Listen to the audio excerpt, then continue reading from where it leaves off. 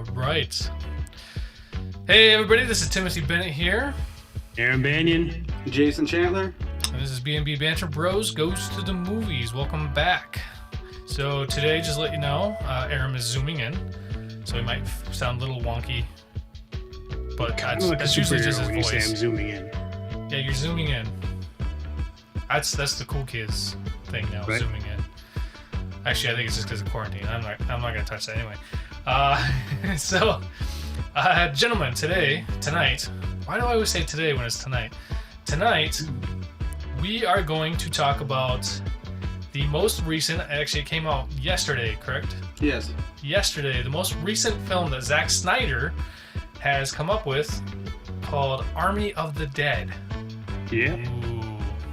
Ooh. And Zack attack on the zombie stories for the second time? For the second time since 2004. We'll get into that a little bit later. Yeah, yeah, so far, at least me and Jason are big fans of Zack Snyder. Aram? As far as I know, anything I've seen by him, I've enjoyed. But I honestly, at this exact moment, couldn't tell you what I've seen by him. You've seen 300, right? Yeah, was that a Snyder film? Yep, that was Zack Snyder. You saw Dawn of the Dead? Maybe. 2004? I can't remember. The mall? Oh, man, you would totally remember if the you mall saw that. scene, the baby scene. Oh, yeah. I did see that. That was Zack Snyder. Oh, word. Yeah. Did you see Sucker Punch? Sucker Punch I never saw. Okay. Ooh, check it out. Watchmen? Yeah. That was Zack Snyder. All right. Are we just going to do like a list of Snyder films right now? I mean, we're just trying to see how many Snyder films. Trying to catch you up, man. Yeah. So, we're trying I'm not saying I've never seen a Snyder film. I just couldn't tell you how many I've seen. Yeah. Really? I as far as I know, I've seen them all. Yeah, he's only done like 10. Yeah, I think we talked about that. All right, now 11. Right, yeah. But we're Zack Snyder fans. We'll have to actually talk about Zack Snyder in a little more in depth because I think he's a pretty interesting guy, especially the more I learn about him. I think he's a pretty interesting guy. He's far from being one of those pompous Hollywood directors. And right. From what I've recently learned from listening to a few podcasts, him doing the circuit, promoting this Army of the Dead movie, he is one of us. One of the fucking nerds that really just loves films and he really enjoys what he does and doesn't want to bow down to the suits or wear one. And you know what? Good on him because he does. I think everything he's done that I can recall and that I've seen, he does justice to. He doesn't disappoint in visuals, at least story. Visually, yeah. Like I don't think I've seen anything that I can recall that has been a disappointment. And he's on this podcast I listen to. He's just nerding out on cameras and all these model numbers and whatever, like Tim stuff. He's the camera guy, so he knows all these numbers or whatever. But he is passionate about fucking cameras and loves to get the shot perfectly or try to do something different. Like I'm not smart enough to talk about cameras and all that shit, but you can hear his passion for it, and it's awesome. Yeah, right. Yeah, he wants to do it right, is what it sounds like. Or try to flip it and try. He likes to experiment, is what it seems like. He shot this movie with some old camera. Tim can elaborate, but he really, at the end of all this nerdy information, he goes, I thought the whole movie was going to be out of focus, and I was prepared for that. Yeah. So, I don't know, he's just experimental, and it's cool. So what he did is, this is the first time he went digital, so on every other film that he's done, he's gone through film. So he's either done the 35mm or a 65mm, which is pretty common. They usually go up to 70mm too, which is a standard form in theaters. But he decided to go digital on this one. And so what he did is he actually used a RED camera. Now, REDs are the most popular, inexpensive compared to ARRI, which is a high name brand. They've been around forever. But you're talking about to rent or to own or to buy a camera like ARRI, you're looking at like I don't know, millions of dollars basically. Like hundreds of thousands of dollars just to rent or to buy.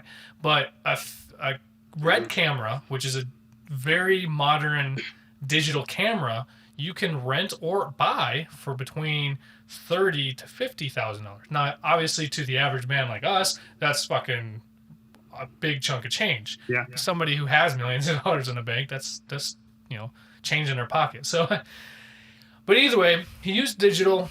It's his first time doing it, and he also, what he did is he went and he used a particular lens that he was a big fan of, which is made like in the 70s by a Japanese tech, and it was as a Canon Dream lens. And what he did is he went on eBay, and it's an old retro lens, and he went on eBay and all these other sites to buy as much as he could, and basically he worked with some guys to infuse and create his own lens using this Dream lens. And what this Dream lens does is it creates a nice soft glow for your shots, and it basically creates a sense of lightness to the scenes, and it really showed. And that's basically what Jason was talking about. And the numbers, the biggest thing that made this unique was this is a 0.95 aperture. An aperture is the iris, how small or how large the amount of light goes through your window. So the smaller the aperture, the bigger the opening. And the larger the aperture, the smaller the opening. So your depth of field is different, which means how much is your background going to be blurry and your foreground going to be clear. Okay. That determines. The smaller the number, the bigger the aperture, the more your background's going to be blurry and your forefront's going to be clear.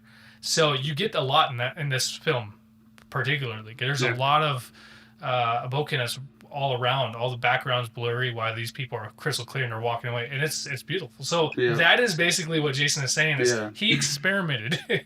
He went to the studios and basically was like, this is gonna look great. Just give me the money. This is gonna look perfect. We're gonna do a great job. But in reality, he's like, well, I expected half the shit to be out of focus. Yeah, and the other part of that story, he was like, he was the director of photography in this movie, the writer, the producer, the director, all this shit. But he was like, I really just didn't want to hire a DP because they would have tried to talk me out of using this camera. Because it's such like a, Yeah, he basically was saying, like, he knows some DPs that he could have worked with that would have been like, hey, man, do your thing. We're here for you. But he essentially decided that this is the time he's going to take on the DP role, director of photography. So he directed the film, and he directed the photography of it, and then he also co-wrote it. So the cool thing about that is that for at least Zach, the way he was saying is I would be right there with the camera and I would be directing these actors. So instead of having to step away, he's already right there, and he can just, all right, I want you to do this, go back and do this, and action, and he's right there. He's already recording. So and he basically was like, I already know how I want this shot, and I already know how to do it. I was a camera guy for 30 years way back when and shit like that. I was doing commercials and whatnot before this, before making movies. And so it's like, I know what I'm going to do. I know what I needed. Why don't I just do it? And this is where I think, like Jason said, he's a fanboy. He's one of us. He just enjoys doing it. He loves making films, and he just loves the process. And you can just see that in any interview or any behind the scenes that I've seen of him. He is just smiley and giddy, and he just nerds out about talking about making films. And that's awesome because you get that energy through his film. Right. He can have the most serious, dramatic scene, and you just know that it's still passionate and that there's no disappointment. I don't know. So Zack Snyder's he's become one of my favorites now. Yeah,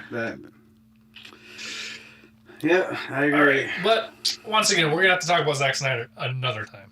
Today or tonight, I'm gonna go say it again. We're gonna talk about the movie, the most recent film that he has done that come out yesterday on Friday, the 21st. So, I'm gonna start with saying it's Army of the Dead on Netflix, a Netflix original. And I didn't know that. I thought it was gonna be on HBO Max because I don't know. I thought that's what it should have been. But the fact that it was on Netflix, I was even more impressed. We talked about Netflix and how it's becoming this huge, like, super studio. And I don't know. I'm still just shocked that there's shit like this coming out so frequently with big-time directors just sliding over into Netflix. Right. I Googled it when I got here. The budget was $90 million. Yeah, well... Jesus. So yeah, it said that Netflix is originally. really just a big fucking what do you call them? Corporation. Yeah, they're starting. Yeah, they basically was like, oh, here's 90 million. Let's have it. Because it was a big deal with the movie Bright when they spent $50 million, and that was how many years ago, you know? So. And yet they spent on, what is it, 6 Underground with Ryan Reynolds and The Irishman. They spent over 170 million, which were both of those films back to back, came out like within the same month. Were the highest cost or budgeted films that Netflix has come out still. And now, excuse me, I think it was the new film that The Rock is doing called Red Notice or something like that with Ryan Reynolds is I think up to 200 million for a budget. Wow. So yeah, they're making bank and they're hanging in there. What's that? And that's a Netflix movie?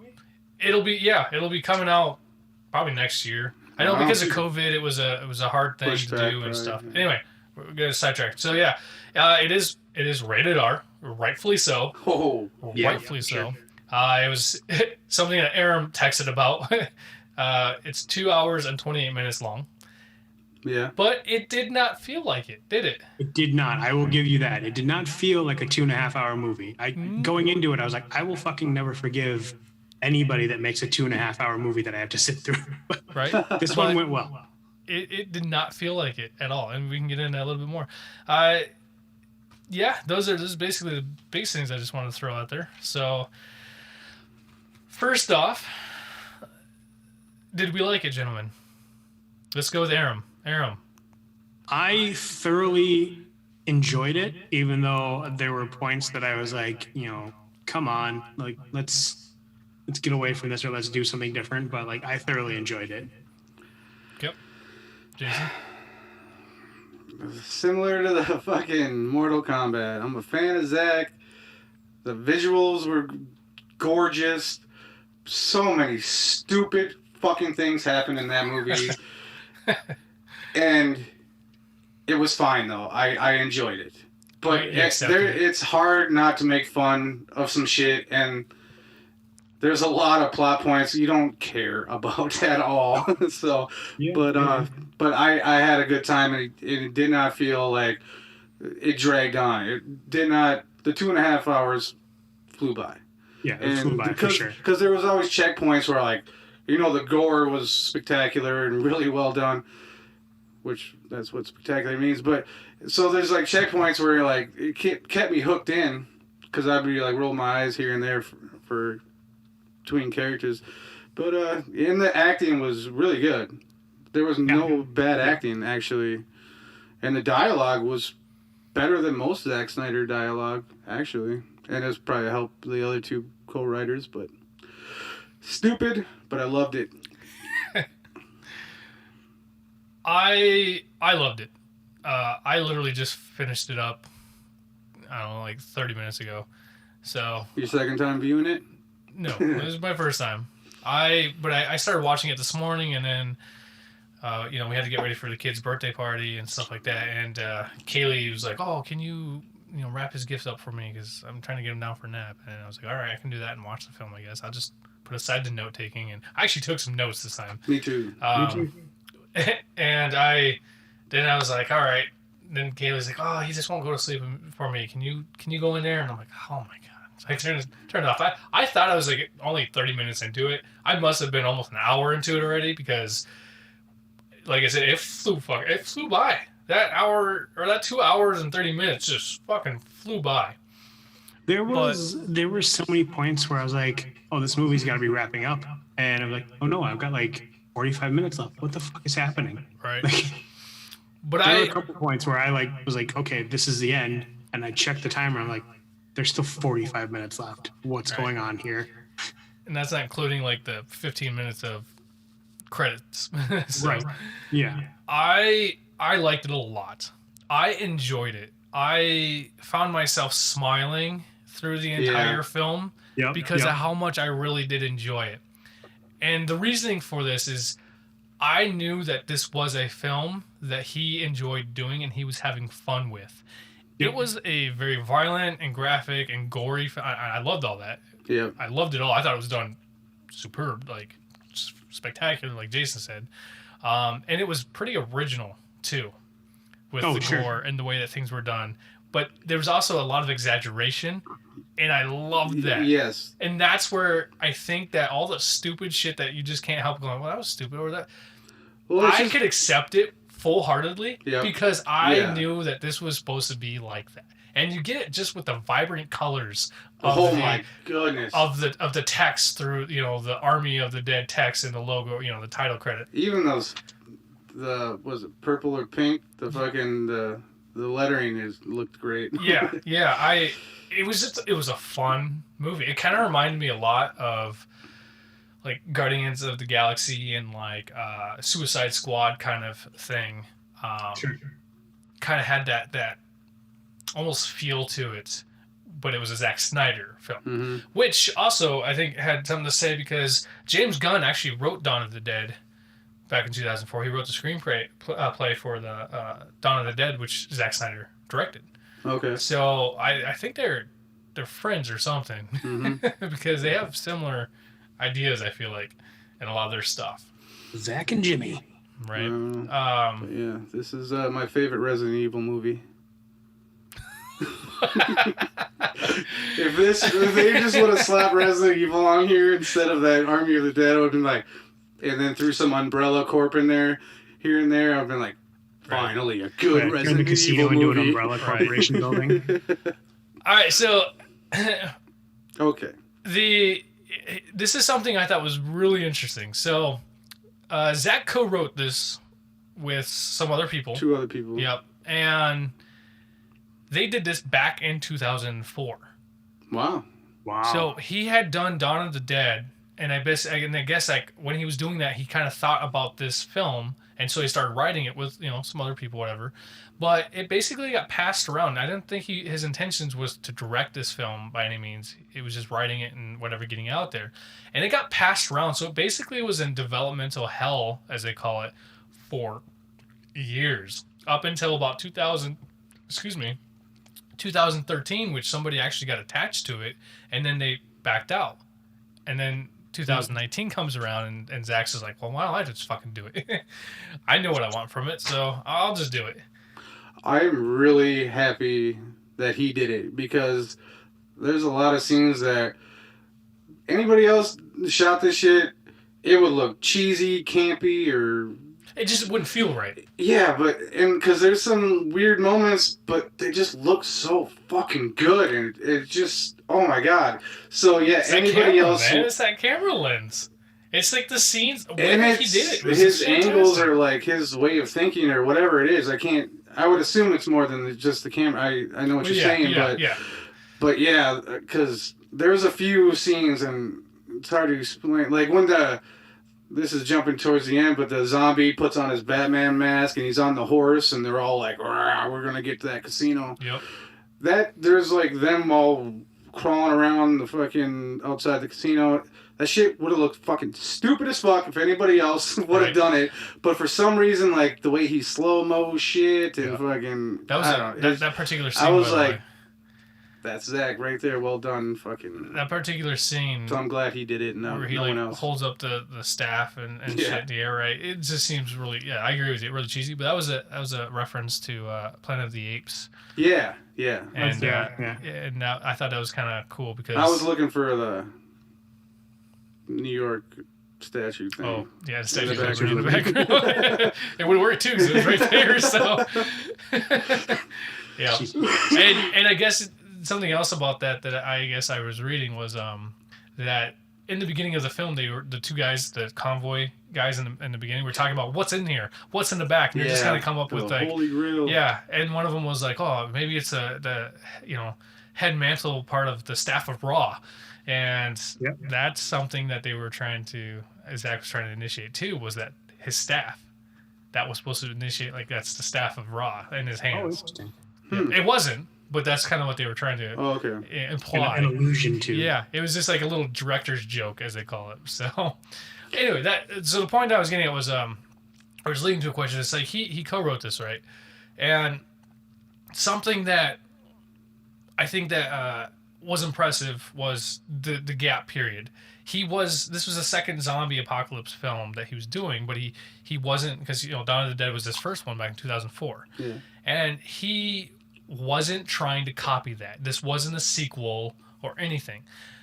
And the reasoning for this was his idea. The concept of this film. Now, what did you guys think about a action heist zombie film? Stupid. I hate heist movies. They've that. I don't know. Aram, you go. So I'm kind of right with Jason, and like I'm not really a heist movie guy, but this blended the heist in so well because like I didn't read any of the synopsis or anything when I turned it on. I just kind of went click and like started watching. So I had no real clue what was gonna happen. And then when they started being like, "Oh, we're gonna rob this casino," I was like, "A fucking heist movie?" Yeah, when Scorpion was like, "Yeah, I need you to get my $200 million," I was like, "Okay, that's what we're gonna do. Okay, all right, fine." Which I was super happy to see that guy in this. I love too, that guy. Right? He's in a shit ton of things. Ton of things. Hunter. The guy who played Scorpion in the Mortal Kombat movie. That was one of my first notes. Was like, he got fucking Scorpion to be the bad guy. So this is two films that we've watched, right? That we talked about with the same director. The first thing I remember seeing him in was Last Samurai. That's probably the film I can recall him I still have not seen that movie. Oh, it's brilliant. Oh, wow, really? Anyway. Yeah, a lot of people there are movies on that, it, but we'll get into like why I haven't seen certain movies someday. Yeah. Holy shit, that's like a 6-parter. Yeah, so Jason, elaborate. Why your feelings about this? You have very strong feelings about the heist zombie action. Well, it's fine because they needed a reason to go in there, and it's just when he said, it's like, why the fuck is $200 million important in this world right now? And then we find out later that's not the real reason why the guy wanted them to go in there or whatever. And then it was just like, all right, it was just, I don't know. I guess it is stupid, but it turned out to not be the real reason why they went in there. And the guy's just using this.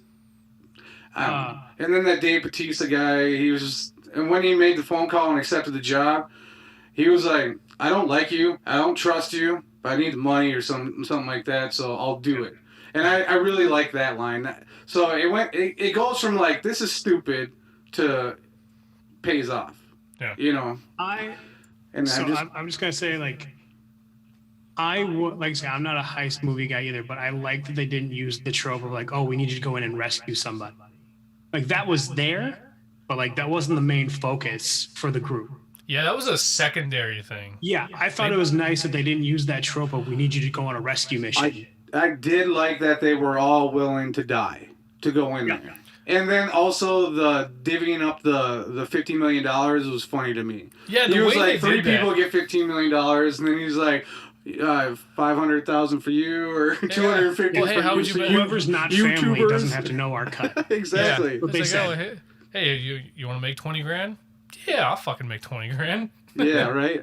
And then even ask what you're gonna do. Even that quick conversation of Dave and the lady at the car drinking beers, he was like, you know, you'll get this, I'll get that, and she's like, yeah, no one else needs to know what I'm getting. He's like, now you're catching on. I was just, I don't know, I like the dialogue in this movie, and that was one of those lines. So that was funny to me, and then but yeah, heist movies. The best stories have been told, I believe. Like, the best twists have been done. You know, I could go on some movie examples, but we're trying to Zack Snyder it tonight, so. So I think that what made this unique as a heist film is that they didn't have to worry about being caught. It wasn't about, it wasn't being, you know, they weren't having to be stealthy because they weren't wanting to, you know, they're trying to get away with it. The concern of getting away wasn't the problem. It was getting out alive. Yep. That made it a whole other game. Unlike every other, you know, heist film, they're like, oh, we got to be sneaky and overthink things because we have to be smarter than this vault. Yeah, they just need to survive the zombies. But in this case, they just need to be able to get in and get out. That is it. And there wasn't the trope scene of like them planning the heist. Like, it was literally a 5-second. You're going in here. This is what you do. Go on. Yep. There's a lot of that cutting to the chase, like just like, all right, we're doing this to move the fucking story forward, and I really enjoyed how that was. I don't even delivered. think it was to move this. I don't even think it was just to move the story forward. I think it was just that's how it would be in this situation. They didn't have to beat around the bush. Everybody knew what they were in. That's how. Okay. Everybody had, you know what I mean? Like it was essentially, yeah. It was just them cutting to the chase, going, "Hey, here it is," but it was done with. I don't know, in the Zack Snyder style. It was done with it looked glorious. Yeah, it was just done. But no, that's not how it would be. I do give it up for Zack Snyder. He gave us a zombie solution. You just fucking trap them with some freight containers, and you're good to go. Right. 3 stacks high, done. And then why the fuck are there people still living really close to it? What are the volunteers doing? Yeah, so I was a little confused about that myself. You know what I mean? Like, I'm sorry, I gotta dip into the stupid part of this a little bit, but because you were like, that's how it would be. Yeah. Nobody would be fucking. So, quick question though: did anybody get a timeline on the events of this and when it occurred to when we were being put into the present? Because I didn't get a lick of it. From my understanding, it happened within like less than a year. Okay. That's what I got from that. There's no clear timeline, but now that you mention it, that fucking montage during the credits in the beginning was fucking amazing. I wrote that shit down. That was so smart, and plus I love all the music he chose. Right? And they're all covers. Yeah. They're all renditions. And they're all like little jokes at what's happening and making light of a heavy situation. So the beginning credit scene that we're talking about and the music that's playing, this is the second time that he's used Richard Cheese. So Richard Cheese is a parody lounge singer. So he's a comedy singer who basically does other people's renditions in a lounge style. And he used this is the second time I've seen a film that he's used this in. He used it in Dawn of the Dead as well. In this film, he did Viva Las Vegas, right? Richard Cheese covering Viva Las Vegas. And then in Dawn of the Dead, during the mall scene, he did Richard Cheese's rendition of Disturbed's Down with the Sickness. And it's just like whole jazzy is like, get up and get down with the sickness. And it's like, that's what it is. Hell yeah. And that's Richard Cheese. I thought that was just, I'm like, that's a little subtle thing I enjoyed. The montage was awesome. And it obviously covered everything you wanted to know. Months. You know, it's the war starting, them rebelling, them trapping, and then at the end you get some emotional, like, you know, when the lady and the girl, little girl dies or whatever, you know, I don't know.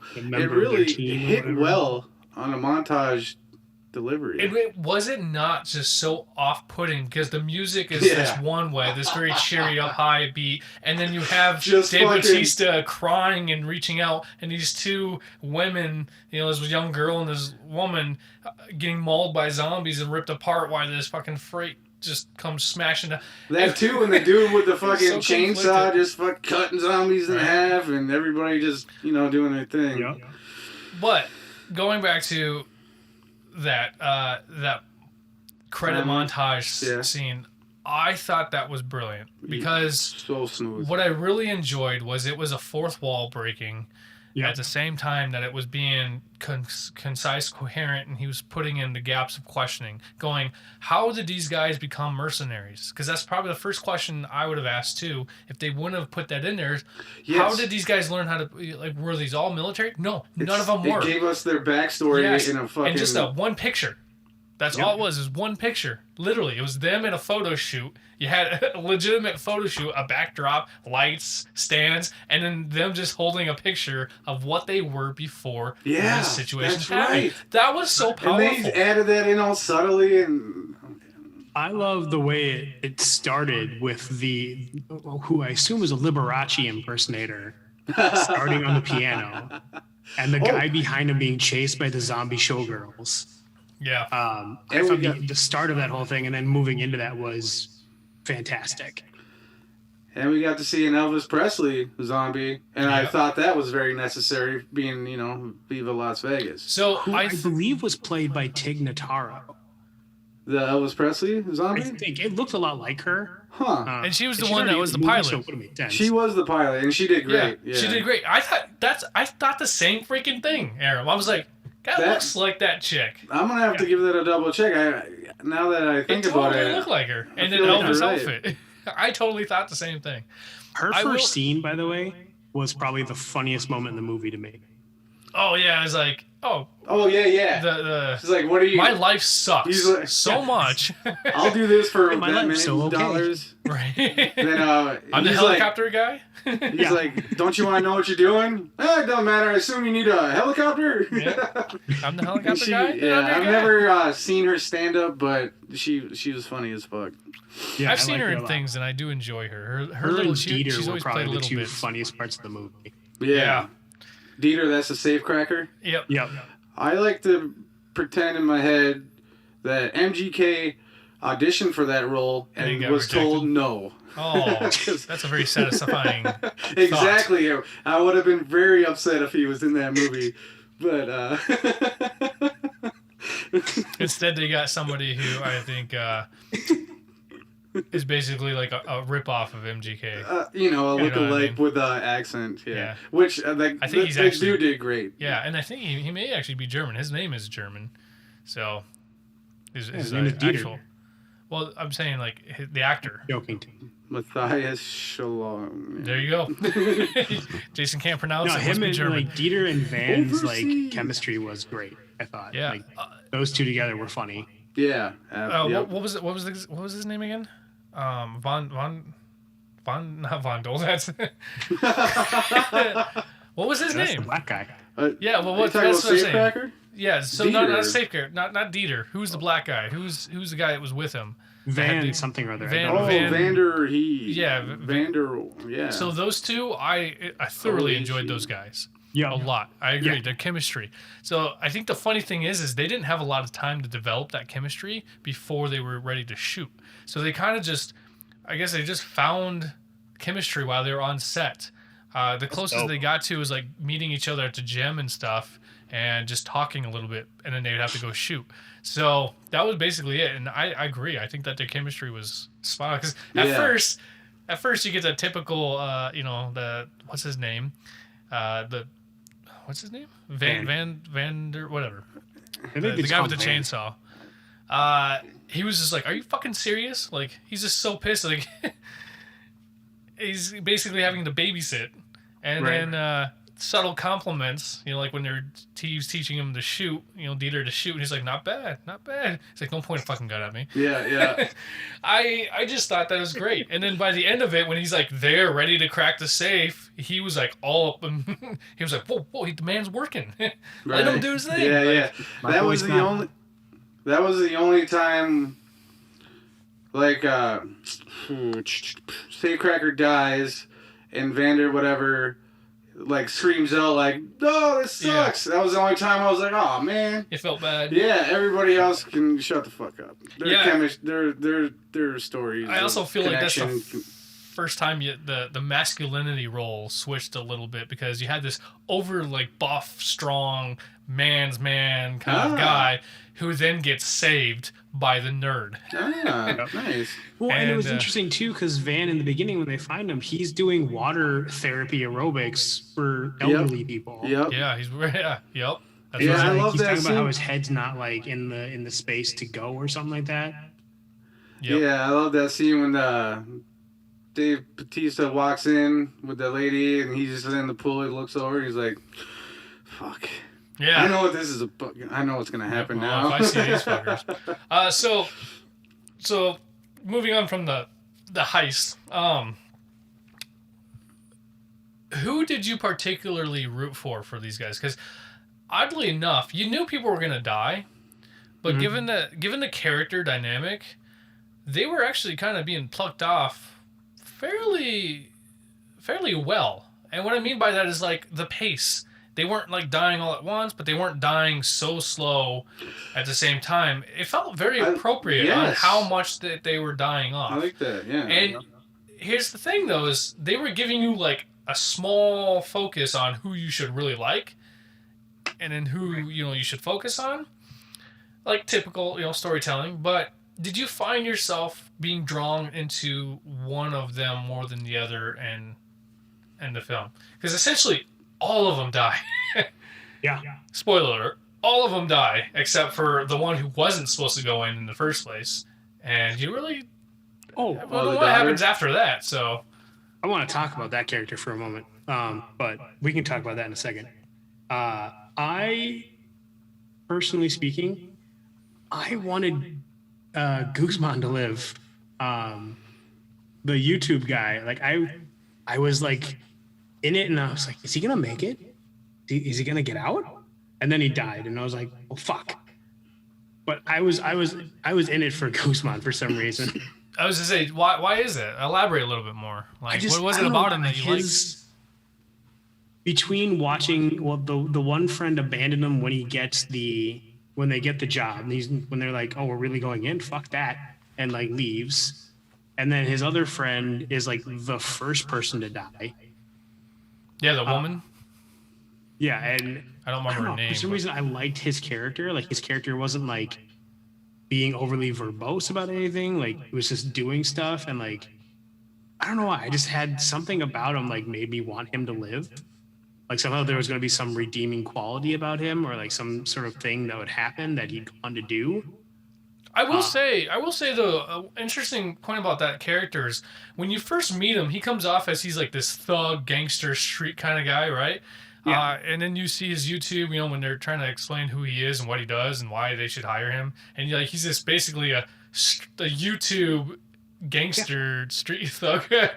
But you don't get that. You don't get that kind of brass from him throughout the film. It's almost like he knows his place. Like he knows he's there, but these fuckers are up here and he's just right down here. You know, it's like they're pros. I'm an amateur. Yeah, he knew where he fit. Yeah, that YouTube thing was just the character he was playing, right? The thug thing. What? I don't know. That's what I'm saying. Like when you first meet him, not even watching the YouTube, it's like he's with his posse. And just hanging out in the streets, fucking around, and they come up to him, like they roll up on him, like, rolling dice. That's right, it's a gambling, and they basically roll up on the car, like, "Yo, what you doing here?" Kind of thing. But he's not at all what you think he is right off the bat, and I kind of like that.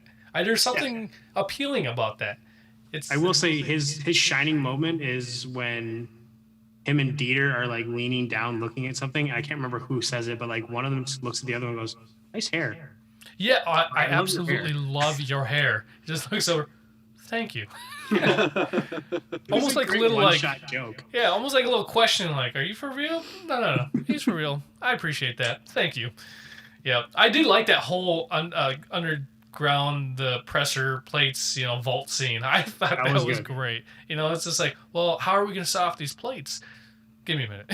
He's just like Vanderbilt just walks away to the elevator. Yeah. I thought he was gonna leave him. They don't even acknowledge that he leaves. Like they're still looking at the pressure plates. I thought he was gonna leave him for a second. I'm like, well, fuck these guys, I'm out. But then he comes back with a corpse, with a zombie, and I'm like, oh, okay.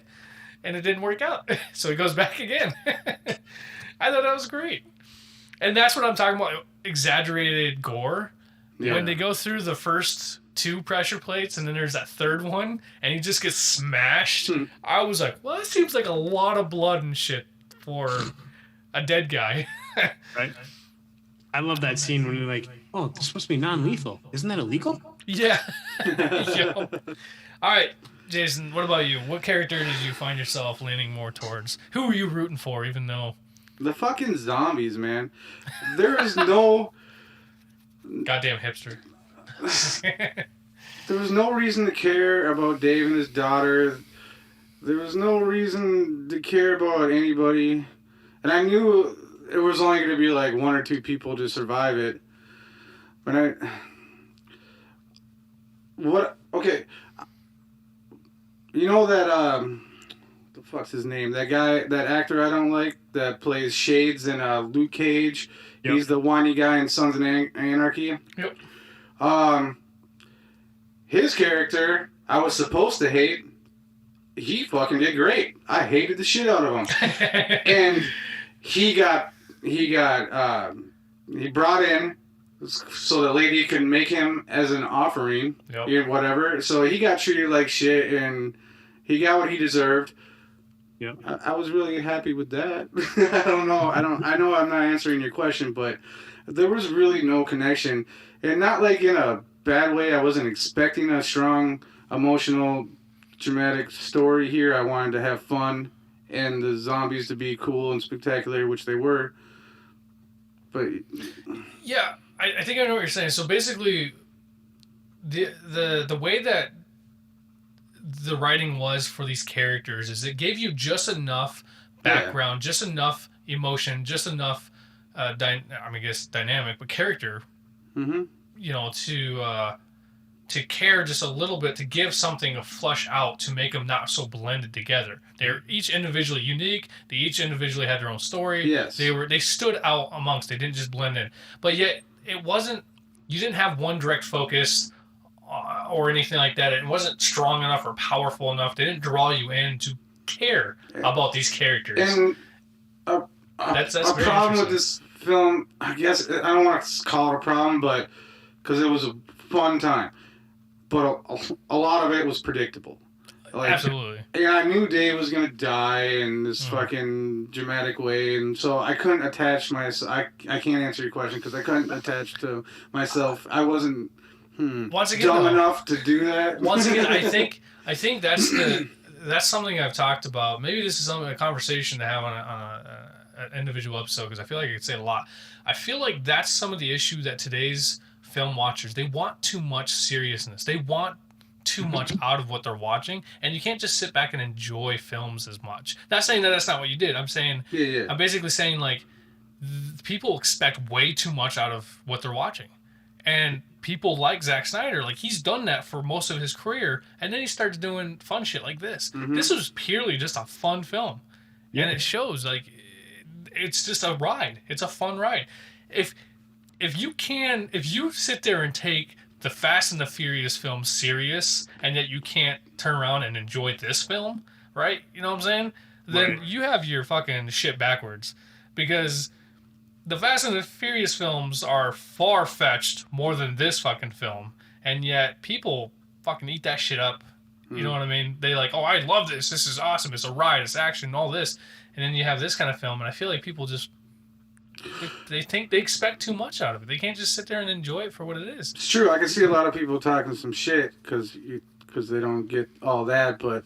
And I'm not saying that's what you were doing. I know exactly what you're saying. I know what you're saying. It's just, predictability. And I think it's because he didn't try to do anything. My favorite character is Valentine. The fucking tiger. The fucking tiger is vicious. I did like that, though. Oh, look cool. I don't care. What? The tiger kill scene. Just absolutely when he bites the head off, but it totally reminded me. I know it's a CGI thing and it's whatever, but it just looked cool with the fucking. It totally reminded me of the left eye being vacant, and I don't know. It's just a zombie tiger. Who bit a fucking tiger? Zeus did. Zeus? The alpha. So basically, that's what they're saying is that was an alpha tiger. That's why he's top dog. Yep. Nice. And Zeus. They call him Zeus because of the statue, obviously, and he's on Olympus. But the first zombie that we see, which I want to get into in just a second, too. Yeah, I'm excited to talk about the zombies. Yeah. So, two things about that zombie tiger, Valentine, which I love that they gave it a name, first of all. Yeah. I love that they gave it a name. And I was like, because it was like, who? It's like, it was one of Siegfried and Roy's tigers. And even the characters are like, that's really fucking cool. Yeah. I was like, yes. But one of the things about that tiger fight scene or death scene was it totally reminded me of The Revenant.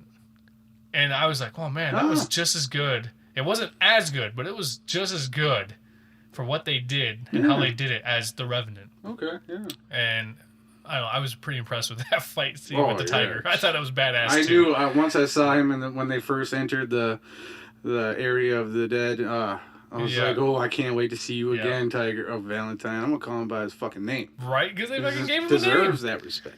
I also like the dead horse. I thought that was great too. Yeah. Dead horse, that's right. That was necessary as fuck. Yeah, I thought it was great. But anyway, so your characters, basically the zombies. You were rooting for the zombies the entire time. Yeah. All right, that's fair. I can't really hit on that because they were pretty badass. I honestly have to say that I absolutely loved was it Vanderho? Yeah. The big old black guy. Yeah. I love that character. I really enjoyed the actor, although I've never seen Empire, and I know that's where he's from. I don't think Power. And not Empire. Power. I've never seen that show, and I haven't seen anything that I can recall him in. But I liked him in this. Yeah. I liked his character. I like his sense of intelligence, especially because he's the brute. Other than even Dave Bautista wasn't the brute. He's big, but he wasn't the brute. This guy was supposed to be the brute, especially when that guy that you don't like from Sons of Anarchy picks up his chainsaw and he's like, he's all trying to be all masculine. Guy comes up, here's gasoline. He's like, that's for you. I won't ever fucking touch my chainsaw again. Yeah, Like, he totally puts that Sons of Anarchy guy in his place, and then that dude. Next thing he does, he picks on the safecracker. He picks on like the weakest link or whatever because he's such a little bitch. yup. But yeah, I loved watching him get put in his place. I wrote that down too. But I think that guy is probably my favorite because he also had that. What do you want to call it? Like, he had that philosophical mannerism. He was consistently speaking about just things that you would not expect somebody to be thinking about. Like when they're in the safe and he's talking about this is a like we're just on repeat. That's an alternate version of us sitting there. I was just like, that was great. Yeah. I loved that so much.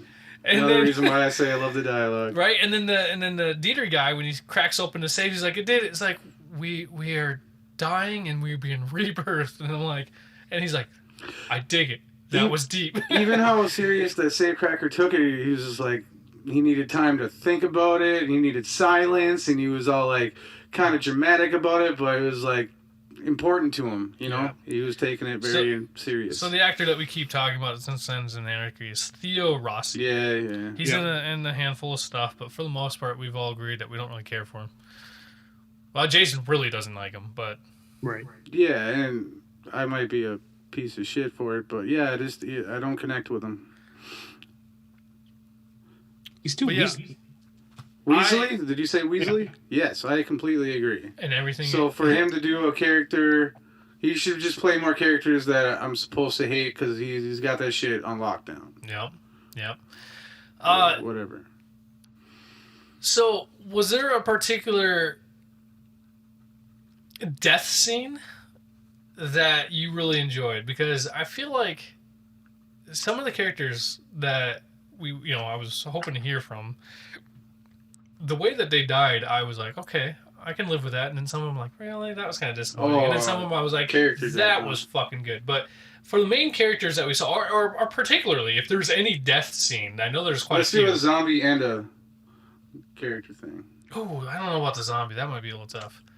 There's too many good ones. Yeah, because the zombies die in more of a like bizarre, more creative way than the main characters. Yeah. All right. But Aram, you go. Okay, so I'm gonna talk about a zombie death in a second here, but obviously I love the tiger kill scene, but when Batista and the one female that he is close with are talking about the like queen. Oh, I thought we might have something special. No. And like the elevator opens and the first zombie comes out and just snaps her neck all the way around. And I was like, oh, that shit. And that was when I realized like no one's making it out. Yeah. I had a little bit of hope that like someone was gonna make it, and like, but at the same time I was like, that death was like, okay, no one's getting out of this one. It was so abrupt. It was just all like, bam, here it is. You're going to die. I wasn't sure if I was supposed to find it funny or find it emotional, because she was like, oh, by the way, I love you, and all that blah, blah, blah, and he was like, meh, meh, meh. And then all of a sudden, boom, the fucking elevator opens, and it was like a pointless scene. It was pointless to have that dialogue, you know? If she just turns around and fucking dies. Yeah, it was basically just to Give him more pain and suffering. Like, Yeah. It was basically just to poke him in the eye and giggle. then he fucking fights off some zombies. He slams one's head into the fucking ceiling or whatever. That was awesome.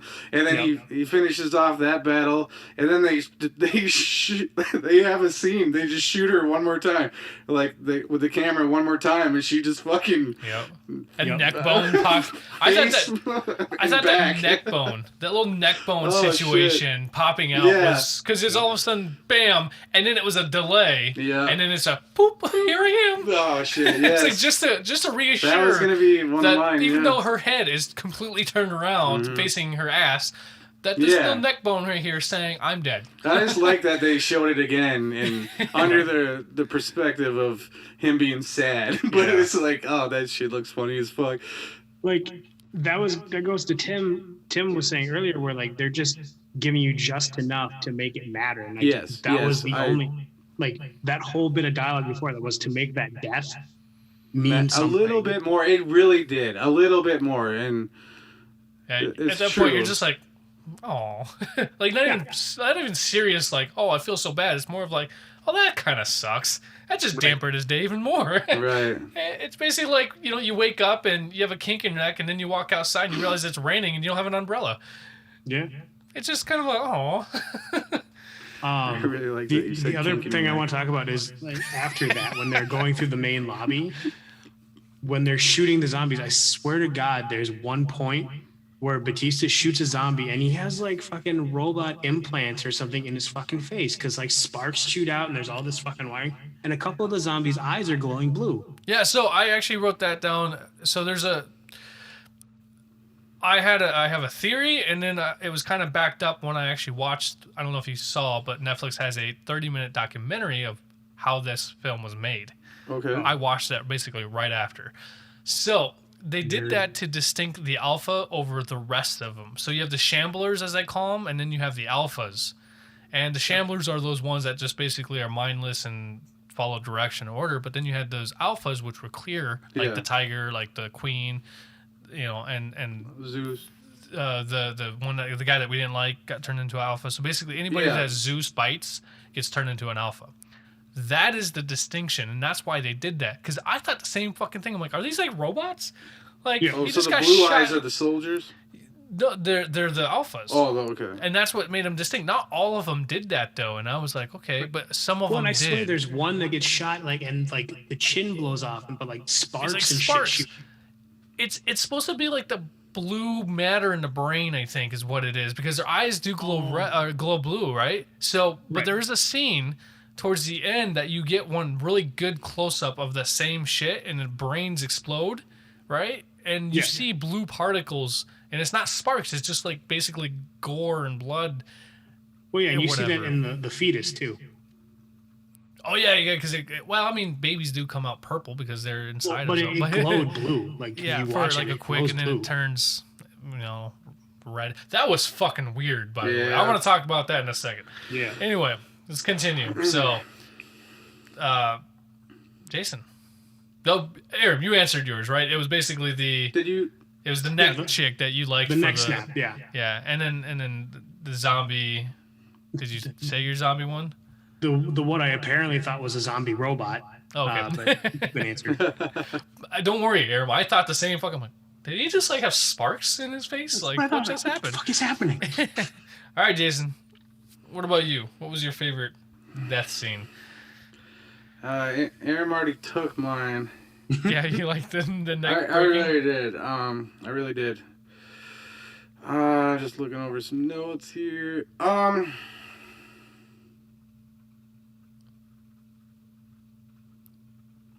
If you want to start with your zombie, you can start with a zombie. Okay, cool. During the montage, when they shoot a zombie with a 50 cal fucking machine gun on top of a and they shoot it's from head to toe. They shoot it in fucking 4 parts. They just I think it was a chick that was doing that. Yes, absolutely. Yeah, the one that died under the freight container at the end of the montage, I believe.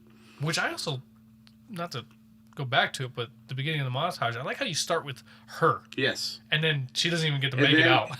And then it weaves into Dave. Yeah, I think it Or was Scott Ward, I think it was his name. Yeah, Scott Ward. I think it was just great because basically he just set you up for the entire film, going, "Ain't nobody gonna make it out alive." Dude, that actually just reminded me, like in Feast. You remember that movie? Yep. When the guy comes in, he's like, "I'm the guy that's I'm gonna the save hero. you," and then he dies. Like, and in a split second, he gets pulled out the window by a monster. Yeah, Yep. that's exactly what I just thought of. He's like, "Who are you?" "I'm the hero of this story." Yep. Yep. So you like that 50 caliber shot? Yeah, that was for a the pretty zombie. intense because they really did focus on the fact that every part of it was just getting Yeah. exploded. They just did the They just ripped sections them apart. cool as fuck, and it was over the top or whatever, exaggerated, but To a it point. was cool. I mean, a it was 50 like, caliber- I was like, ooh, you're almost Kill Bill in it right now. A 50 caliber. That's a big Oh, caliber. yeah, That will, and it makes sense. it Yeah, puts a hole in you. yeah, but It puts a big hole in you. A big hole. I mean, it will shoot limbs off of you. Like you take your entire arm off with one shot. I've seen some 50 caliber sniper rifle shots. It's insane. That's not easy. And the kick on that, but a fucking sniper rifle right. from a distance taking off fucking body parts. Ooh, anyway. Yeah. And then I'm gonna go with the blonde lady that. Lily, Okay. the coyote, Yes. the one that brings them in. Yes. When she has the severed queen's head, Okay. and yeah. then up on the roof or whatever, she's all badass. Zeus, I believe, throws a spear into her or whatever, and then she just fucking drops Yep. that head and just lets it smash, and she dies how she dies, and I'm gonna choose that one. I think that was pretty badass too. I actually Quick really question. liked that whole scene. Was his staff just like a long piece of rebar? Yes. Okay, as long as it's Yep. not just me. Nope, that's all it was. I just thought that was pretty cool too. Yeah, Yeah. that was a dope death. Yeah. Yeah, I think that's one of the few times that you had a predicament where you're like predicting that the zombie's gonna save the head and he's gonna get what he wants. Mhm. But nope, it fell right there and went. Yeah. So I thought that was cool. it just kind of created more vengeance. Yeah. I also think it's very strange how this zombie has emotions. Are we talking about zombies yet? Not yet. Okay. I want to talk about my scene if we can just go All right, right to the cool, zombies. cool. So I honestly, I don't know if I had a particular death scene that I enjoyed. I did like the zombie that got squished in the vault. I really did like that zombie scene because it just went and it just splattered everywhere and there's just a goop and shit. Yeah. But I will honestly say that I think that whole tiger scene, man, I just really that guy deserved everything that got to him, and it was slow and painful, and you know it. No, that was the best part of it because you were like, bite his fucking head off. Yeah, you bite were- his fucking head, and then he did it, and it was just like awesome. ripped it, yeah. It's Like, like I don't you know were if I'm rooting- a sociopath or what. No, but man, he fucking deserved that shit. You wanted it, you got it, and it Yep. was satisfying. Yes. And I think that was probably my Flash favorite death scene of the characters, even because you didn't give a fuck about the characters. No. He needed to die, but Yeah. I didn't have like a particular scene that really stood out other than that one. Yeah. Because we didn't really get to see Dieter die. You just Yeah. know that he died. Yeah. You didn't get to see it. And I was gonna say his probably like meant something in Exactly, yep. in the long run because he was Yeah. saving Banter, Yeah, be sacrificed. and like yeah. he So died it- doing it, but it's- like It's cool that he got less of a gory death scene. You Yeah. know? More. It meant more that way. I think. he It was got to almost die a like- hero. You're right. Yeah. But it was almost like that For his innocence. romance. Yeah, his little it was almost like an innocence though too. Like he was so innocent compared to all of them. Yeah. You know, he was so inexperienced. He could barely hold a gun, so he was and he always screamed every time a zombie popped up. Just That's a little, right. They were in the warehouse doing the little the brainstorming of how it's gonna go down. And He's then they're fantasizing. doing the fantasizing, and he's like, I totally and then did. it stops that shit, and then any- it was like, you see what's going on, and you're like, that's pretty cool. Anybody else think of Dead Rising, the video game Dead Rising? Never played it. Yeah, I thought that. I instantly thought Dead Rising when that whole scene came up, I was like, oh, that's kind of like Dead Rising. Maybe it was a whole baseball bat with the nails in it. I don't know. It had a very Dead Rising video game feel to it. So, anyway. Yeah, for sure. All right, Jason. All right, here's your fucking zombies. What do you want to talk about the zombies? You sure? No need to rush it. No. We don't have to start with me, but... I mean, you're the most excited. You have shit that you want to say. I love these fucking zombies. All right. Now, let me ask you really quick before we get going. Yeah. The Dawn of the Dead zombies. Now, I'm not talking about the George Romero. I'm just talking about the Zack Snyder because that's what we're comparing it to. Did you feel like there was a entirely different zombie, or did you feel like there was a lot of similarities? I never once compared. It's been a long time since I've watched Zack's The Dawn of the Dead, but I never once... Because they're fast in Dawn of the Dead, right? Yep. That's pretty much it. Yeah, they're basically they were like the first zombies. fast zombies. Yeah. That we saw as an audience. I guess people didn't like that, but... Right, I thought it was more intense. So, when in the opening scene, when the one zombie came out of the crate or the military, whatever, and he just came out speedy, I was like, that's what I expected. But I never once considered comparing the two movies. All right. Zombie-wise. I agree with you, man. I didn't... I just feel like that's probably the biggest thing that people would probably do is like, we're comparing the two zombies, that's stupid. Why not? You know, Zack Snyder did 2 films. But I think that was specific to Zack Snyder making sure that the zombies weren't being compared. Okay. And so he had to create a different style or a different feel. And these zombies actually became characters, not just zombies, not just these extras. And I think that was super cool. But anyway, continue with your zombie. I'll try to sum this up and not get too long-winded and wordy. Say what you gotta say, homie. The zombies, I love how they speak emotional Neanderthal. Like, they are just cavemen.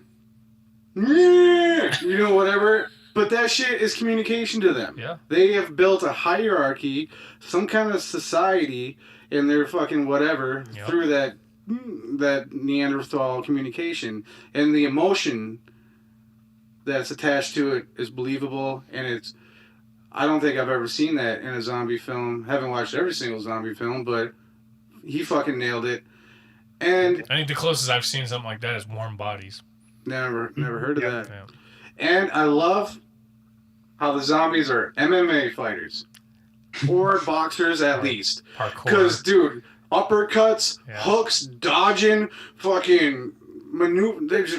They would make Bruce Lee proud. I swear to God. Two things that we know about Jason. He loves Bruce Lee and he loves zombies. Right. Especially zombie Bruce Lee's. And yeah, that pretty much sums it up. But when the hell are they going to make a Kung Fu zombie film? I'm shocked that hasn't been a thing yet. I think Zack just opened that door. Possibly.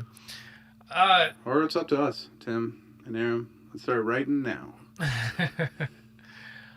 We're going to find actors because Homeboy can't lift his leg that high up. Nope. Oh yeah, we're just writers. Specifically writers. Aram, what about you, man? So these zombies, did you like them?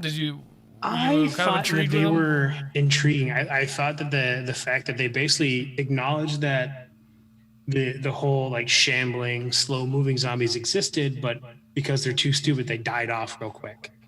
I thought that was very interesting, and I still don't completely understand the pregnancy part of this whole thing. I don't know why that was in there other than a catalyst for emotional response. Yeah, I don't want to think about zombie sex. All I thought about was Simba. From Lion King. It's the way he held it. He just ripped his stomach open and he's like, oh. But he's like, yeah. I did have that thought. That's right. I understood. I think it was just there to kind of give audience more of a shock value of like, probably, because you had the baby zombie in Dawn of the Dead. Yeah, it was probably. I think that's probably the closest thing that you have to like a shock value, but it's also like a reference to the Dawn of the Dead. And film. it was one more way to piss Zeus off. Yeah, I definitely. It's more as of if a he catalyst. needed another reason, but right, yeah. But no, I thought that the alphas were interesting. in so much as like Jason said, that they could feel emotions and they could organize and they could function on some level of intelligence. I thought that was a very intriguing way to do it, and to make them not so warlike, but like they kind of when Lily says like this isn't like they're not here in prison, this is their kingdom. Yeah. Yeah. Like I thought that was a very intriguing way to approach the zombie horde. Mm-hmm. Yeah. Yeah, it was all like, okay, you're doing this now, but the further you get to know the zombies or see them, it's like, all right, you're doing it pretty good. Yeah, it's one of those things where like she says this, but just because she says it, we don't really understand or even believe what she's saying until we're actually seeing as they're walking through and we're starting to see this happening. You're like, oh yeah, she's not fucking lying. Like, this is how it is. I like that's the whole, we need to do an offering. It's like if we give an offering, then they don't mind that we poke around the perimeter. We just, once we get further in, it becomes more challenging. And I'm like, that's the first time you're like, what kind of fucking zombies are we dealing with? And they just happened to choose the guy who fucking deserved it. And because there's like zombies that are like statue, but they're technically hibernating, right? Yeah, they're hibernating. If it was to rain or if they get touched too much, they would reawaken? Is that so? right? I think it's right? two different. That was interesting too, but the hibernation one is where that one chick, Guzman, fucking his little Chambers piece of ass. Yeah, his side piece of ass was the one who died.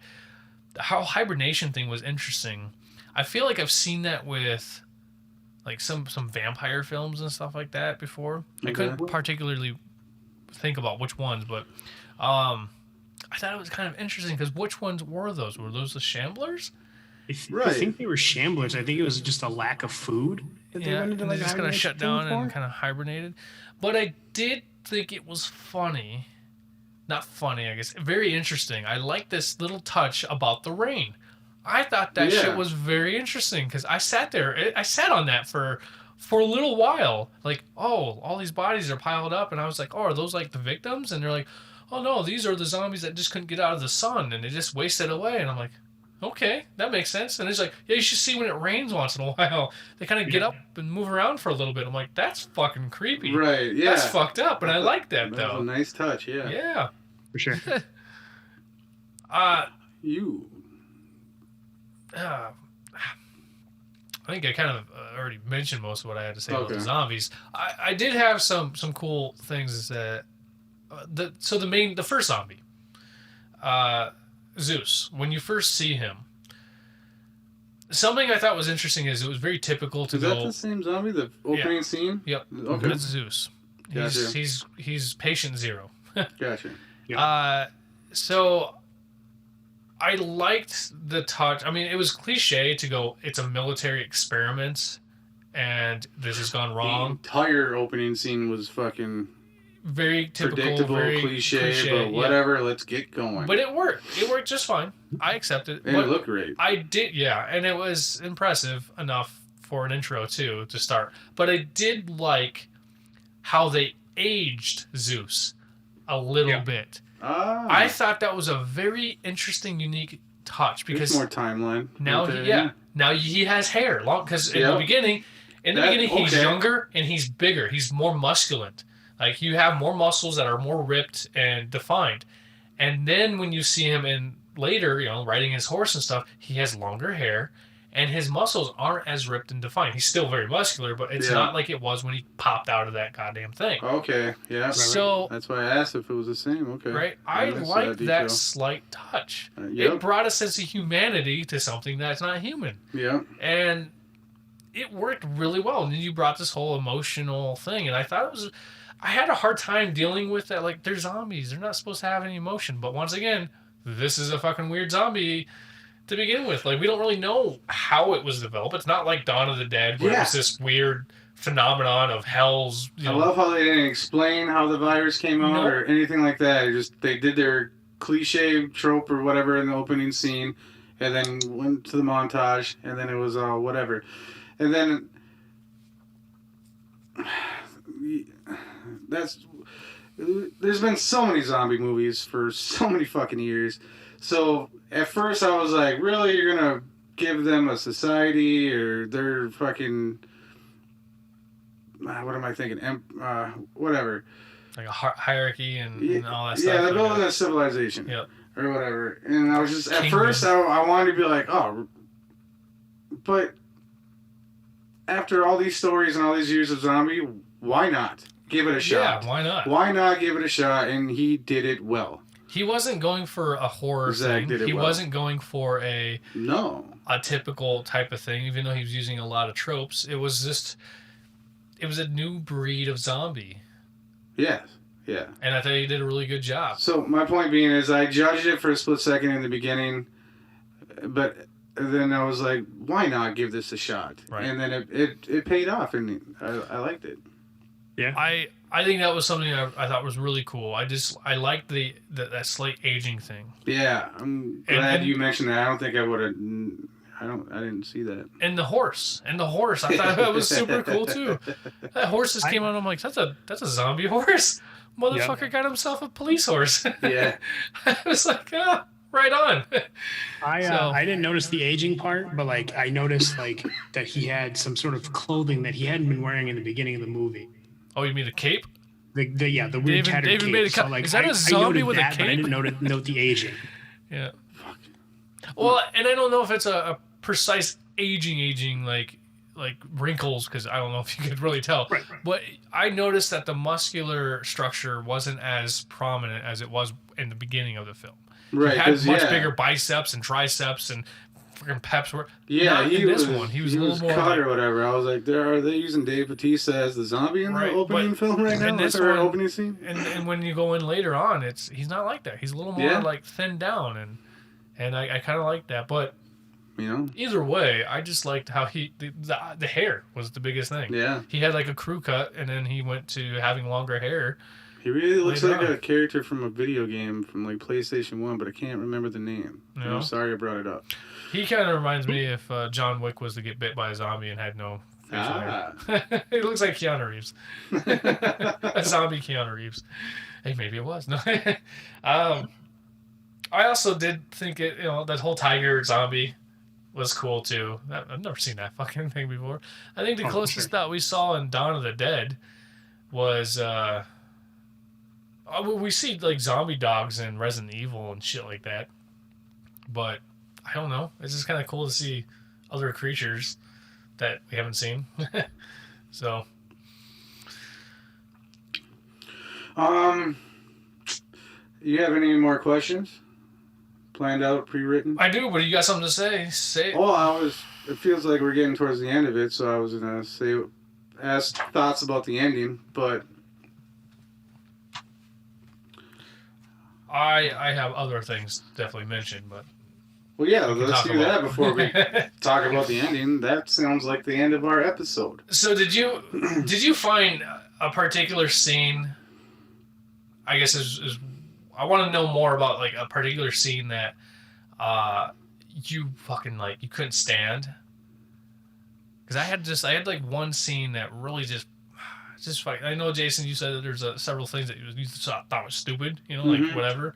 But there was like just one particular scene that I felt like I just couldn't stand it. I didn't like it. I thought it was stupid. Just the whole thing was stupid. Mine was the burger joint. I thought the whole scene was just stupid. Like, in the beginning? Yeah, where he's like flipping burgers and shit, and I'm just like, yeah. I couldn't. It was far from believable, like far from any even fictional believable to my opinion. But they had to have that scene so he could be like, "I'd rather die than go back flipping burgers." Well, here's the thing: he wasn't doing it for himself anyway. He was doing it for his daughter. Yep. True. So you didn't find that shit out until much later. Yeah. So it was just that whole burger scene. There's no way a fucking guy like that would be flipping burgers. He could be making money wrestling or fucking, I don't know.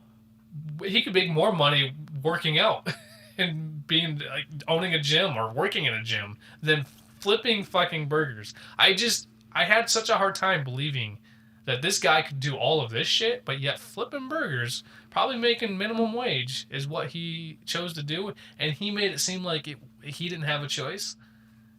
You know what I'm saying? Yeah, in my head, I was like, oh, you just want to keep it simple. But, dude, that looks Like it could get busy, and it looks hot in there. Doesn't look. It definitely looked miserable. Yeah. It looks like one of the worst kitchens out there. He doesn't even have a smart TV. Aram, you go. I gotta keep thinking on mine. If you're ready. I mean, I get what Tim is saying about the burger joint thing. Mm-hmm. I guess I didn't really delve too far into it.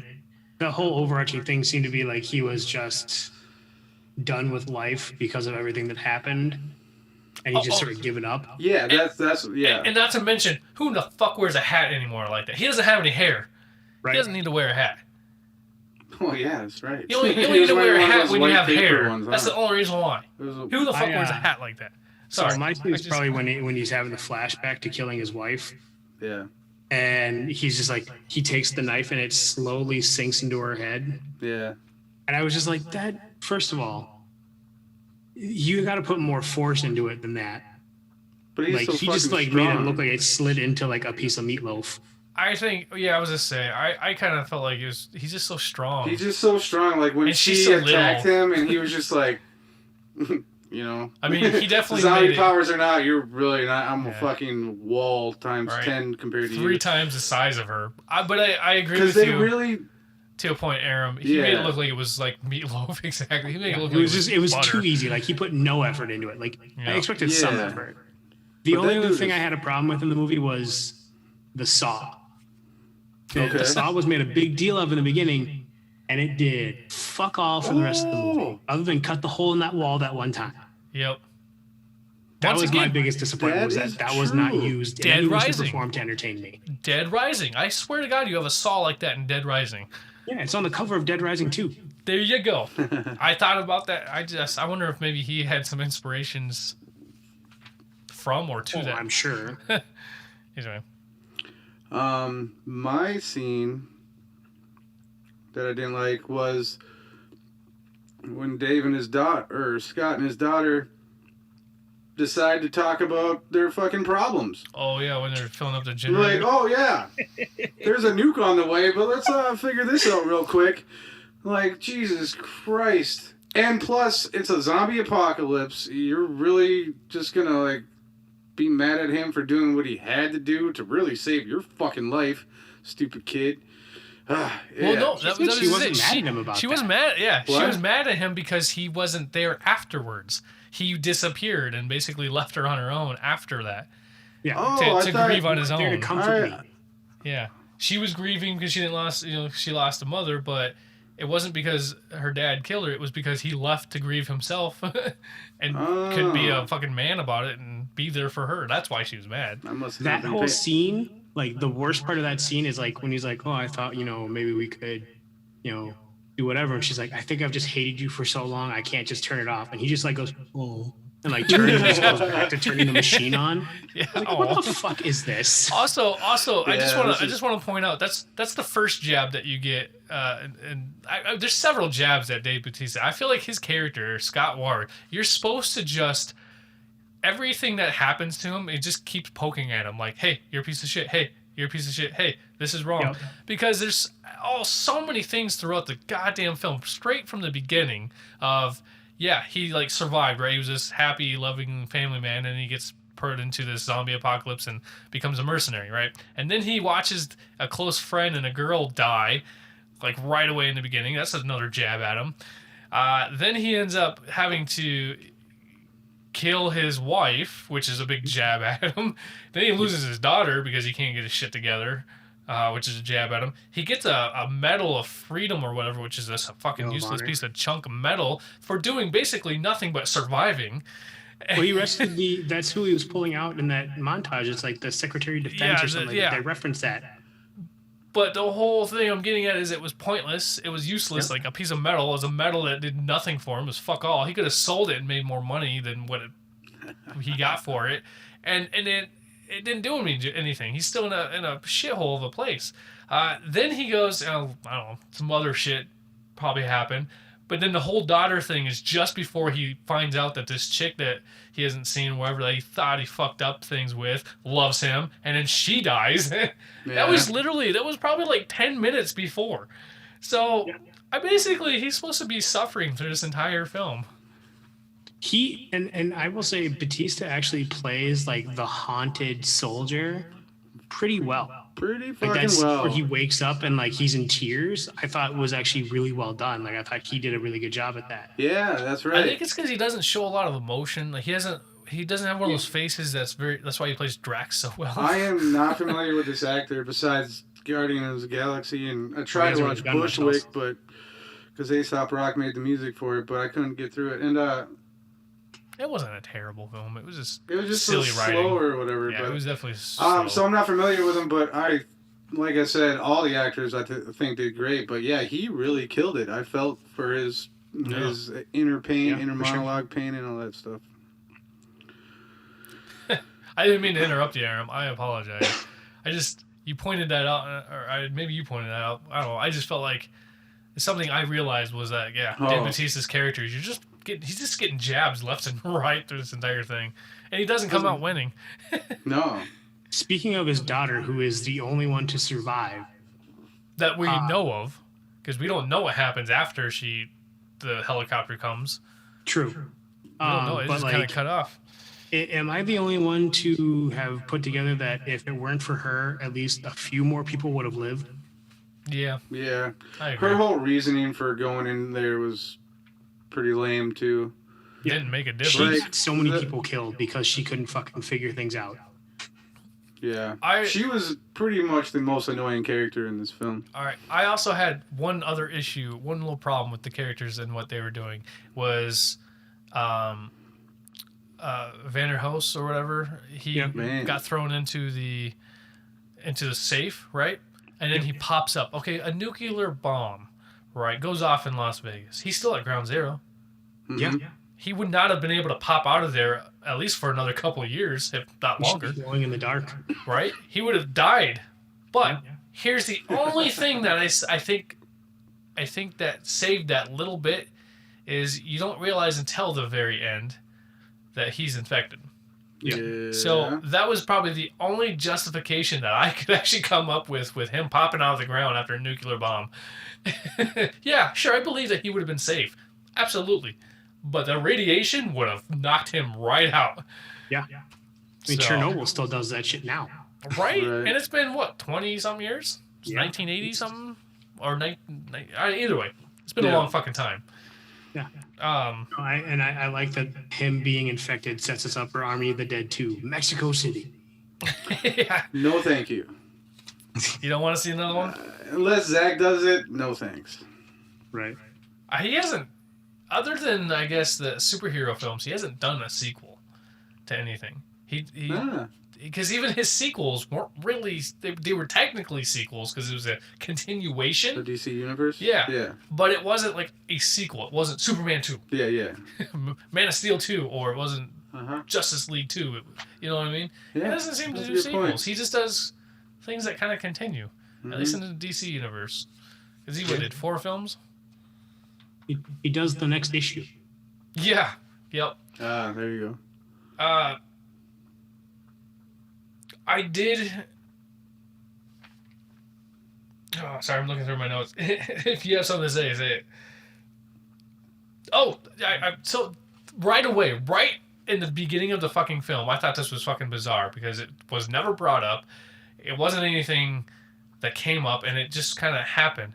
But there's these 2 glowing little orbs in the sky in the beginning of the film when the convoy is coming out, and it's an outside shot, and you see the trucks passing by out of the gate. And there are these 2 glowing orbs that as soon as that convoy leaves, they disappear. They shoot off into the sky, and you hear this slight thunder as they left. I'm like, what the fuck were those? Were those supposed to be planes that were just hovering there or what? I mean, there's those like planes that were going to nuke. UFOs. That's the only thing I can think of because of the way that they were done. Was UFOs. I think he just fucking threw UFOs in there because he could. Maybe they're real UFOs that were accidentally in the camera. Okay, I fucked that up. So the only thing that I thought was interesting about that was basically right after that we get the 2 military guys in the convoy talking about what's in the back. Yeah. And they mentioned it's coming like, oh, from Area maybe it's fucking 51. aliens. Yeah, I was like, well, maybe that's what. Maybe this is supposed to be aliens. Like this virus or this whatever, this zombie thing is aliens. But there's nothing about it. It was just throwing in there, and it was like, well, what was that about? Do you know what I'm talking about? I did not see that. I remember? didn't see them, but like the very first few seconds of the movie, like I was moving around getting shit, so I wasn't paying as close attention until dialogue I'm started. surprised I didn't see it because I was loving the sky and all that shot. It just looks. I just couldn't stop staring at it. I also, because of that lens, Yeah. we talked about the dream lens that he kind of created and stuff. I thought it was the first time you see a horror film, like kind of thing, right? Once again, this is not taking it so serious. It was so pleasant to watch. Right. Yeah. It wasn't off-putting. It wasn't dark. Like it had that lovely heavenly glow to it. It really did. And it was so pleasant. Like that explosion in the beginning was fucking phenomenal. It looked great, and then when the cargo thing slammed on the road and fucking slid, I was like, I know you're CGI fake, but it just looks so cool. By the way, Aram, in my notes for that alpha with the blue eyes and shit, the alpha had blue glowing eyes and when shot almost looks robotic or electronic. I literally wrote, like, do these zombies have cybernetic implants? Right. That was, so yeah, I was right there on board with you, man. Is Elon Musk gonna pop up in this one? Just plug them in. I going to like Tim talk about the lens kind of made it a little more clear what was happening, but I really enjoyed like once the zombies, like the first few zombies you really see when they're in the city, they're very blurry for a minute until they come, like, for whatever reason they just come into focus. Yep. And I thought that was a really interesting way to like introduce them. I noticed that too. I thought that was. So yeah, I was hoping that was on purpose because that was pretty cool. Yeah, that's that aperture. So yeah, that's basically that was the experimental side of Zack's work when he was saying, I thought this shit was gonna come out blurry, except for the parts that were supposed to be. Right. Yeah, I mean that's what it is. I thought that was super cool. That depth of field. It was it's because the typical aperture goes down to like 1.4 is usually your lowest typical aperture. This is a 0.95. That is super large. That's just almost like there's nothing there. And so that depth of field was super, super blurry. But it looked fantastic. Yeah. And this has never been done before. Right. For film. This has never been done in a film to use this. And that's where Zack was saying, like, some DPs would just tell me not to use this camera. Like, what the fuck are you doing? That doesn't, you don't use that. He's like, I want to use it. I want to do it. Like, and that's where, I don't know, that's the creative side about Zack Snyder's directing style, man. He's got the chops. He's got the balls to just go, I'm fucking trying this. Just try to stop me.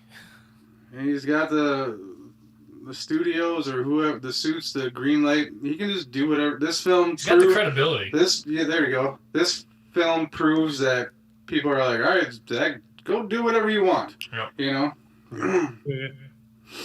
So, let's start wrapping this guy up. We all liked the film, right? Yes. Yep. We enjoyed it. Aaron, what would be a rating out of 1 to 5 stars? What would be your rating? What would be Aram's review rating? I'd give it a solid 3.5 for sure. Judging it just for the fact that it's not going to win any awards, like at least for writing and shit like that. It's super campy and it's fun to watch, but I mean it's not going to tug at any real heartstrings. So like I can't really give it that much higher. That makes sense? Yes. Would you kind of compare it to the same way that Mortal Kombat was for us? I feel like for the most part, I mean, other than I think I like this film way more. It was kind of like going into the film, going into Mortal Kombat. Like I said, I liked it a lot. I enjoyed the shit out of it because I got what I wanted to watch from it. Yeah. Did you get what you thought, even though you hadn't seen the previews or you didn't know much about it? Was it satisfying enough? I was thoroughly satisfied with the movie. I mean, personally speaking, I guess I'm not one to like go. I love a tragic hero. I think those kinds of like death scenes where like the hero dies in some sort of glorious way are fun for me. Probably because I'm kind of twisted. But I'm not the kind of guy that likes everyone to die. Like I want some sort of like, I like my happy endings as well. So I guess that was probably my only issue. But other than that, like I was supremely satisfied with the movie. Yeah, even towards the very end when you're like, oh, he did survive, and then you're like, oh shit, he got bit. That's my last note. It's like Van lived, and they're like, oh no, he's infected. Oh shit. then Aram went, oh. Yeah. It cut to black. I was like, damn it. Yeah, He just that's kicked his pretty much cat. all I have to say about the ending as well. Jason's review. I'm 1 out going of to 5. go ahead and place this movie rated alongside zombie movies only, not actual movies. Like Aram said, this shit's not gonna win any awards, or it's not that type of film, story-wise, writing-wise. 4 out of 5 when it comes to zombie movies, because like I said before, I really like what he did with those zombies. I like the emotional, everything I said before. Just hesitant in the beginning, completely sold by the end of it. You basically got a huge heart on after watching this zombie film. Okay, you want to talk about that? Yeah. So did the zombies. They made babies. That's what you're saying. Yeah. I don't know how their blood got flowing, but whatever. Right. Once again, the amount of gore and goo and blood that was in that one that got squished, I was just like, he's supposed to be dead. Where's all this blood coming from? Shit, yeah. But, I like you said too, I really enjoyed that you didn't really care how these became zombies. No. Because they didn't throw that in there and they didn't try to explain where all the zombies, how they became, you didn't care. I think that's the biggest mistake that every zombie film goes out there is they try to give origin story of zombie bullshit. Yeah. Don't need it anymore. Just like we don't need to see Batman's parents be shot or Spider-Man's uncle this and that. We get it. Been told enough. We know so many sides. And I think that like Dawn of the Dead, not to compare them, but I'm just saying that one particular zombie film, I think the only reason why, because you don't get an explanation either.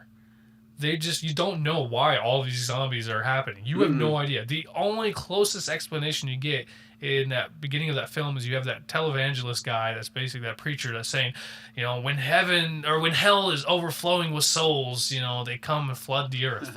And I'm like, I like that. I can accept that for the most part. It's a pretty decent, but that's all you get.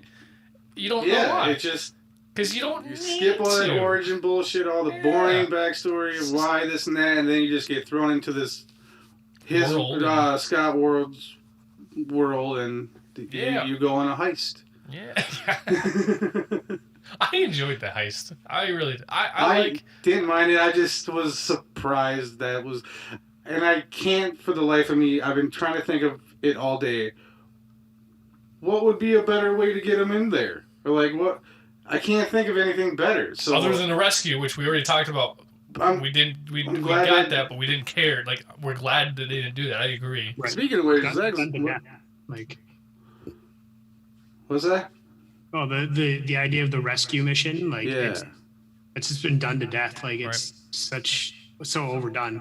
Saving Private Ryan was the only one that was acceptable. I had my gripes about the heist, but it was still fucking entertaining, and it was fine. No. I love this film. I enjoyed the shit out of it. I was, like I said, smile across my face basically the entire time. Yeah. There wasn't like any moment that I thought was absolutely hilarious or any moment that I thought was boring by any means. I had that one burger scene, and it wasn't about the scene itself. It was more of just like, if I was to throw a real life situation, there's no fucking way that guy would be flipping burgers at a place that has no people. And I give it a 4. I give it a solid freaking 4.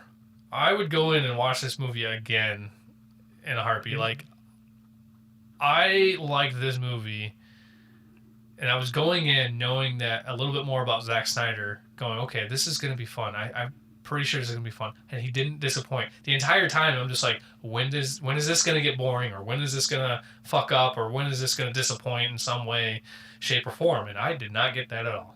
Not through the entire thing. For sure. I was just waiting, the anticipation. Because I try to go in and not have such a high expectation for something because I don't want to be disappointed. Right. In this case, I didn't know what I was going to get, and I wasn't disappointed. So that's what I looked at. But I give it a 4. Right. I definitely would see this again, purely out of entertainment value.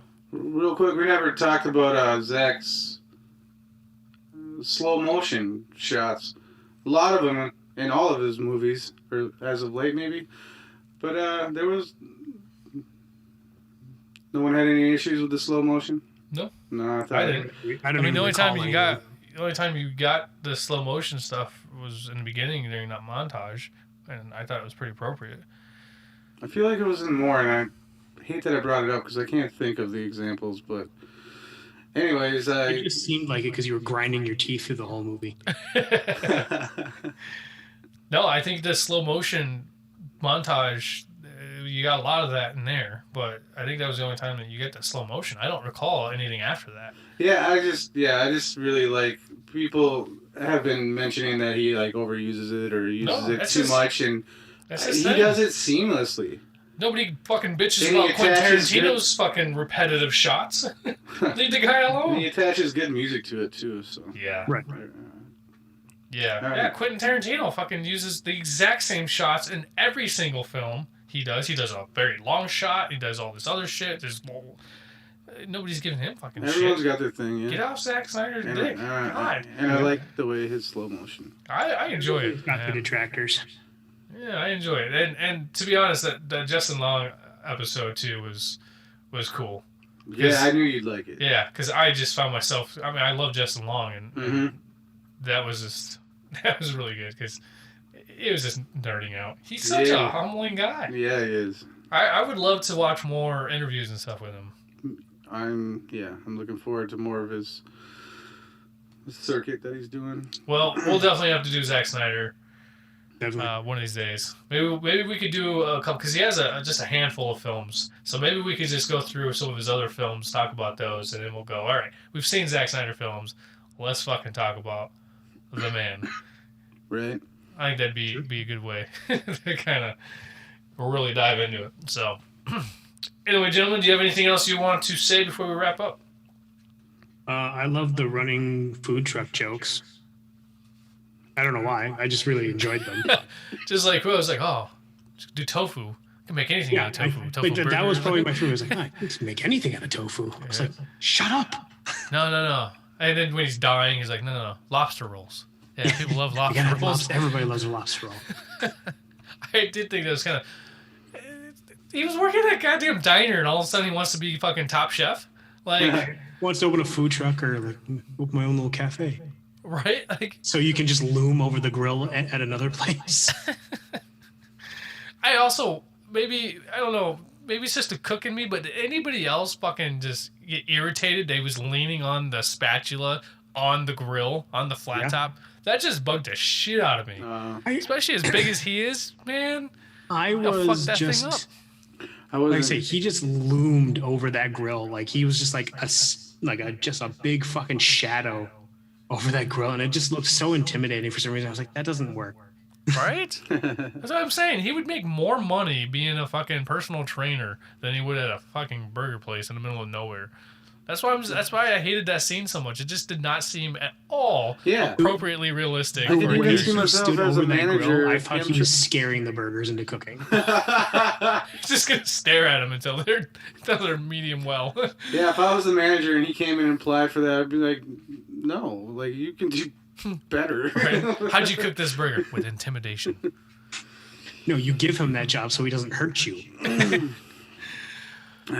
Anyway. Let's wrap it up, guys. Yeah. All right, yeah, I just got my band announcement this Saturday night in Red Wing, Minnesota at 9 o'clock. This Saturday? Like, were you supposed to be at the show? Like, no, I'm just kidding. I'm just fucking with you. Sorry. It's Monday right now, you son of a bitch. And, fuck, I forget the name of the place. But we're playing with American Junk. The band that's accompanying us, we accompany them on the Punk CD on Spotify. Splitting Image. Yeah, that's a great album. And so that's all I got for show stuff. That's this Saturday, Red Wing, Minnesota, 9 o'clock. Don't Look at Me and American Junk. Hell yeah, cool. Do have a big announcement that we haven't mentioned yet, but we do now officially have a YouTube channel. Yep. Yeah. We are up on the YouTube.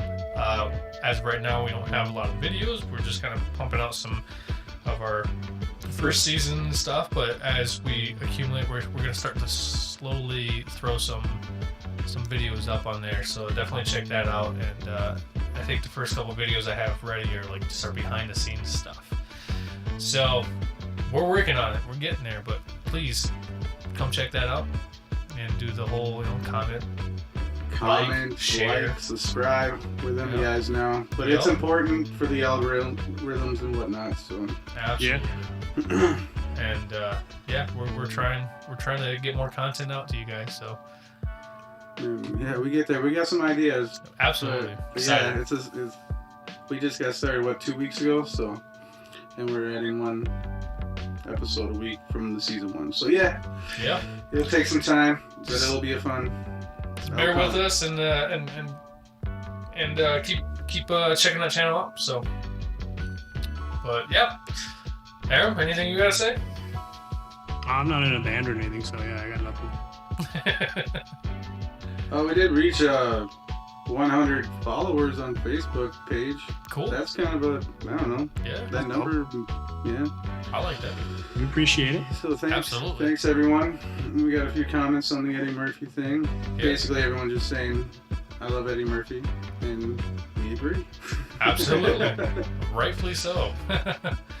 Yeah, no, the Facebook thing is for sure. I mean, yeah, we got like 71 shares or something. That's doubled, and I don't know how important that is, but hey, that's a bigger number than we've seen before in the share category. Right, so thanks. Not to mention the word of mouth via social network. Right. Not to mention, I'm actually just one thing I was more shocked about on the Facebook is how many people actually share that stuff. Because I don't know, I'm like, who are they sharing this stuff to? They're just adding it to their timeline. Right, whatever it is, I'm happy. Keep doing it. Thank you very much. So their friends see you. Yeah, that's the word of mouth thing. And the increments of people that it's adding up. So yeah, thank you very much. Thank you. Yeah. So let's we want to be able to put out good quality content, and we want to be able to keep you guys entertained and happy. So I think the more that this shit happens, the more definitely enthusiastic we get about it. We get excited for sure. For sure. True. Yeah. So yeah, well, thank you guys. It's all much appreciated. Yeah. So, all right. Well, this is Timothy Bennett. Zaram Banyan. And Jason Chandler. And we will catch you later. Peace. Thanks.